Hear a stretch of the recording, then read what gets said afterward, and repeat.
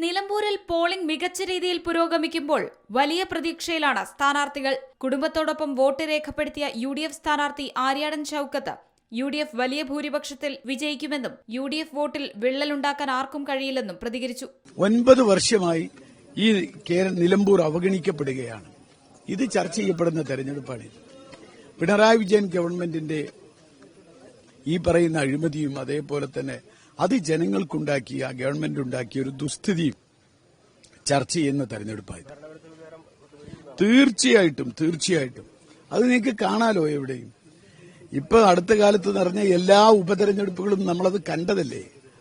മാത്രമല്ല നിലമ്പൂരിൽ നിങ്ങൾ വന്നിട്ട് നിങ്ങൾക്കത് ബോധ്യമായിട്ടില്ലേ? ഒരു വലിയ ഭരണവിരുദ്ധം എന്ന് പറഞ്ഞാൽ പോരാ, ഈ പറഞ്ഞ പിണറായി വിജയൻ ഗവൺമെന്റിന്റെ ഈ കെടുകാര്യസ്ഥതയ്ക്കെതിരെ, ഈ ദുസ്ഥിതി ഉണ്ടാക്കിയ കേരളത്തിൽ ഉണ്ടാക്കിയ ദുസ്ഥിതിക്കെതിരെയുള്ള ഒരു വലിയ പ്രതിഷേധം കേരളം മുഴുവൻ ആഞ്ഞടിക്കുന്നുണ്ട്. അതിന്റെ കൃത്യമായ ഒരു പ്രതിഫലനം കൂടി നിലമ്പൂരുണ്ടാവും.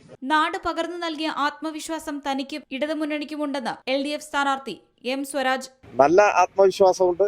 അത് വ്യക്തിപരമായിട്ടുള്ളൊരു ആത്മവിശ്വാസം മാത്രമല്ല, ഈ നാട് പകർന്നു നൽകിയ ആത്മവിശ്വാസമാണ്. അത് ഇടതുമുന്നണി പ്രവർത്തകർക്കാകെ ആത്മവിശ്വാസമുണ്ട്. ഓരോ ദിവസം കഴിയും തോറും, തെരഞ്ഞെടുപ്പ് പ്രഖ്യാപിച്ച് ഓരോ ദിനം കഴിയും തോറും ആ ആത്മവിശ്വാസം വർദ്ധിച്ചു വരികയാണ് ചെയ്തത്. വർദ്ധിച്ചു വരുന്ന അനുഭവമാണ് ഉണ്ടായത്. പോളിംഗ് ബൂത്തിലെത്തിയ ആര്യാടൻ ഷൌക്കത്തും M. സ്വരാജും ആലിംഗനം ചെയ്ത് സൗഹൃദം പുതുക്കി.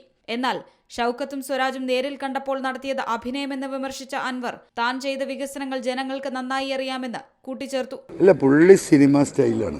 എനിക്കത് വലിയ അഭിനയം പരിചയമില്ല, മനസ്സിലായില്ലേ? നമ്മൾ ഈ പച്ച മനുഷ്യന്മാരുടെ കൂടെ നടക്കുന്ന ആളുകളാണ്.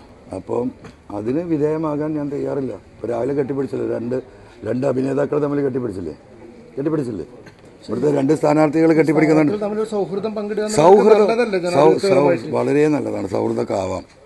അത് എന്നുവെച്ചാൽ ആ സൗഹൃദത്തിൽ ആത്മാർത്ഥത ഉണ്ടായിരിക്കണം. ആളെ കാണുമ്പോഴുള്ള സൗഹൃദവും പിന്നെ പിന്നിലൂടെ പാര വെക്കുന്നതും സൗഹൃദത്തിന്റെ ഭാഗമല്ല.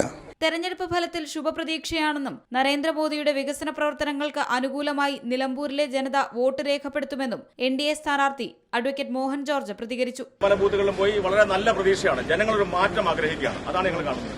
ഞങ്ങളുടെ മുദ്രാവാക്യം വികസിത നിലമ്പൂർ എന്നുള്ളതാണ്. ആ വികസിത നിലമ്പൂരിന് അനുകൂലമായ ഒരു മാറ്റം ജനങ്ങൾ കാണുന്നുണ്ട്. എല്ലായിടത്തും ശുഭപ്രതീക്ഷയാണ് ഞങ്ങൾ. തീർച്ചയായിട്ടും ചെറുപ്പക്കാർ മാറി ചിന്തിക്കുകയല്ലേ? തീർച്ചയായിട്ടും ചെറുപ്പക്കാർ വളരെ മാറി ചിന്തിക്കുകയാണ്. ഞങ്ങൾക്ക് വളരെയേറെ പ്രതീക്ഷയുണ്ട്. 263 ബൂത്തുകളിലായി 2.32 ലക്ഷം വോട്ടർമാരാണ് വിധിയെഴുതുന്നത്. സി മലയാളം ന്യൂസ്, മലപ്പുറം. ഏറ്റവും പുതിയ വാർത്തകളും വിശേഷങ്ങളും വിരൽ തുമ്പിലറിയാൻ സി മലയാളം ന്യൂസ് എല്ലാ ഡിജിറ്റൽ പ്ലാറ്റ്ഫോമുകളിലും ലഭ്യം.